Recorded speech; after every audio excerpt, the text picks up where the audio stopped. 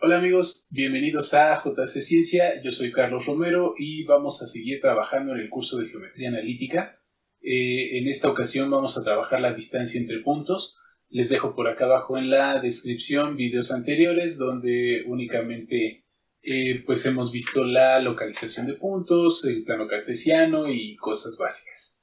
Bien, pues vamos a empezar con la distancia entre puntos, un tema muy importante, puesto que de aquí vamos a entender mucho cómo es que salen las cónicas y algunas otras ecuaciones. Pero bueno, pues vamos a ver cómo se hace. Bien, primero vamos a ver de dónde proviene nuestra fórmula que vamos a emplear para la distancia entre puntos. Colocamos nuestro plano cartesiano, voy a colocar aquí dos puntos, el punto A y el punto B, y vamos a trazar sus proyecciones ortogonales. Voy a comenzar con las proyecciones hacia el eje de las X, van a ser proyecciones verticales, que me van a marcar dos puntos. Ahorita no les voy a dar valor numérico, solamente le voy a poner x1 y x2, considerando que podría ser cualquier valor, pero cuando estamos definiendo una fórmula, todo se queda indicado de forma algebraica. Voy a poner entonces ahora las proyecciones ortogonales de forma horizontal para encontrar los valores en y. Entonces las tendríamos de esta forma y le vamos a asignar dos valores, y1 y y2. Bien, vamos entonces a unir los puntos A y B para conocer la distancia o para poder determinar la distancia entre estos dos puntos.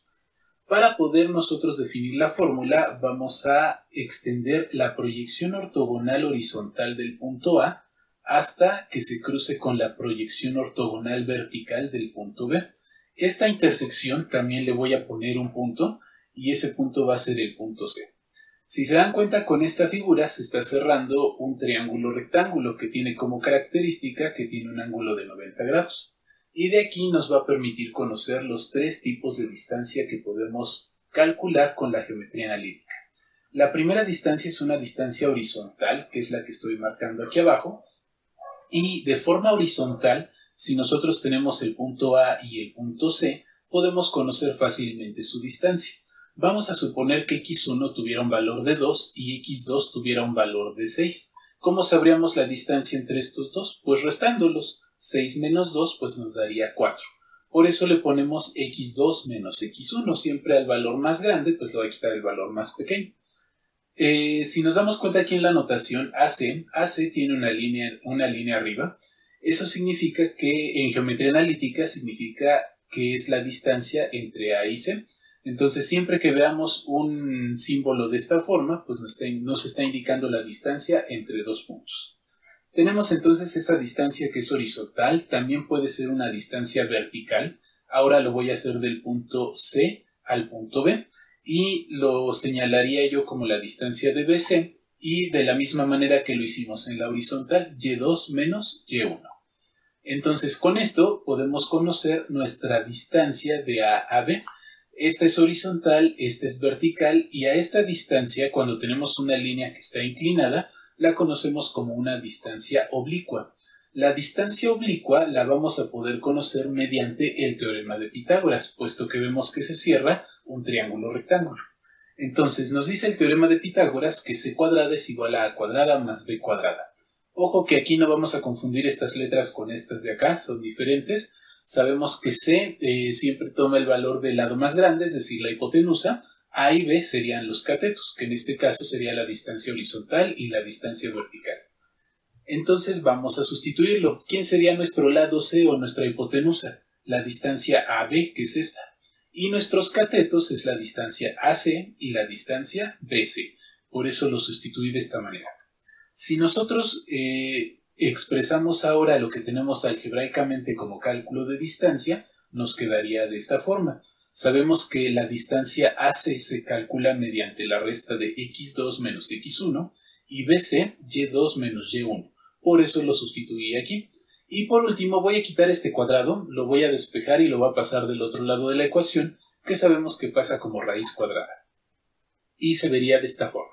Entonces, esta que acabamos de obtener aquí sería la ecuación que nos va a permitir calcular la distancia entre dos puntos que estén colocados en cualquier parte del plano. Si tenemos dos puntos que veamos de forma horizontal únicamente, pues entonces esta fórmula. Si fueran dos puntos en forma vertical, esta fórmula. Pero si son dos puntos que nos generen una distancia oblicua, siempre vamos a ocupar esta fórmula de acá. Bien, vamos a ver cómo se hace con un ejemplo. Y nos dice cuál es la distancia entre los puntos A 1,-6 y B 2,6. Bien, voy a localizar mis puntos acá y voy a poner mi fórmula. Yo les recomiendo aquí que cuando vayamos aprendiendo a hacer esto, siempre vamos a poner nuestra notación. Le voy a poner aquí que el punto A sería x1, y1 y el punto B x2, y2.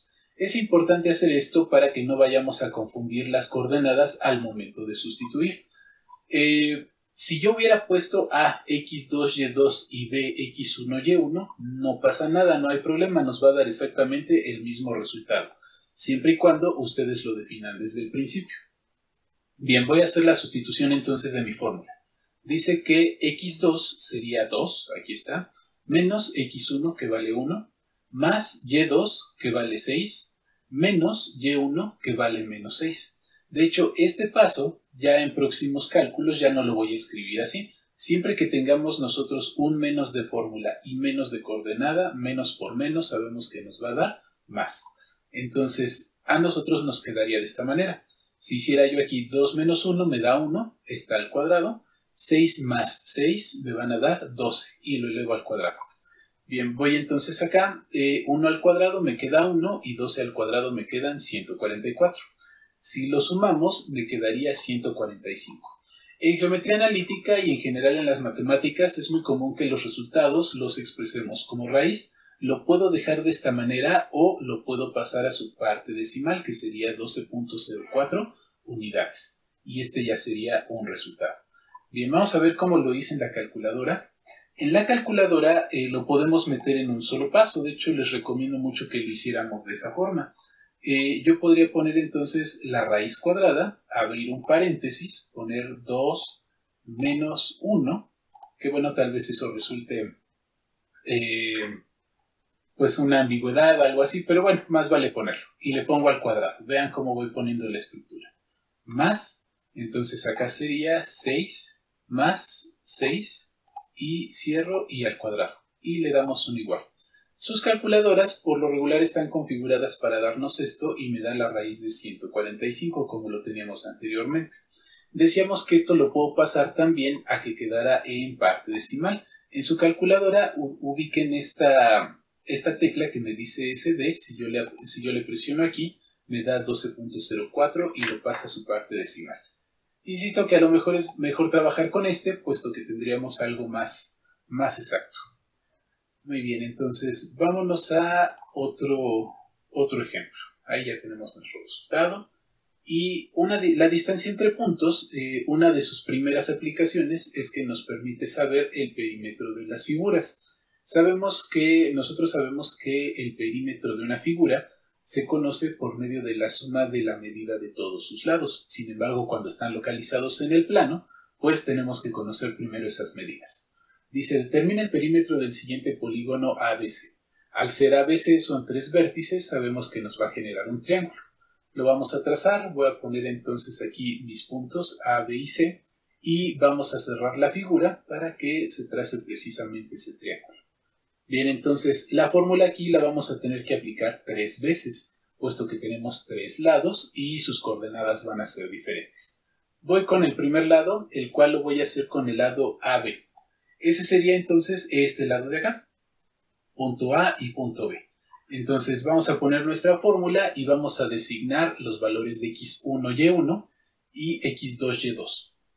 Sustituimos, me quedaría entonces que x2 vale menos 1. Aquí si les puse en colores, en azul nos quedaría lo de x1, y1 y lo de x2 y y2 nos queda en verde. Menos 1 y x1 más 3, menos de la fórmula y menos de la coordenada, más y2, que sería menos 5, menos y1, que sería 4 y al cuadrado. Entonces, nosotros si hacemos la operación, me daría la raíz de 85.